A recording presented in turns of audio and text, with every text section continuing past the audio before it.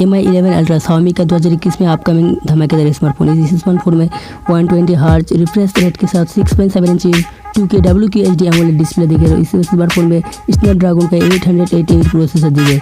इस स्मार्टफोन में रेयर में सैमसंग GN2 50 मेगापिक्सल का प्राइमरी सेंसर और 48 megapixel Soni IMX 586 ultra wide lens और 20 मेगापिक्सल का फ्रंट कैमरा दी गई।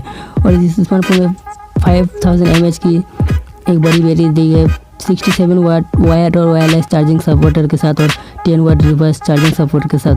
और दोस्तों इस स्मार्टफोन के फ्रंट कैमरा के साथ एक छोटी सी स्क्रीन दी गई जिसमें आप अपने मोबाइल के नोटिफिकेशन को आप उस स्क्रीन पे देख सकते हो। दोस्तों Xiaomi का बहुत ही धमाकेदार स्मार्टफोन होने वाला है इस 2021 में। दोस्तों इस स्मार्टफोन को Xiaomi 2021 में बहुत ही जल्द लॉन्च करने वाले। दोस्तों इस स्मार्टफोन का जो प्राइस रखा है Xiaomi ने वो है अंडर 70 के प्राइस में इस स्मार्टफोन को इंडिया में लॉन्च करने वाला है Xiaomi। और अगर ये वीडियो अच्छा लगे तो वीडियो को लाइक करके चैनल को सब्सक्राइब जरूर कर दें।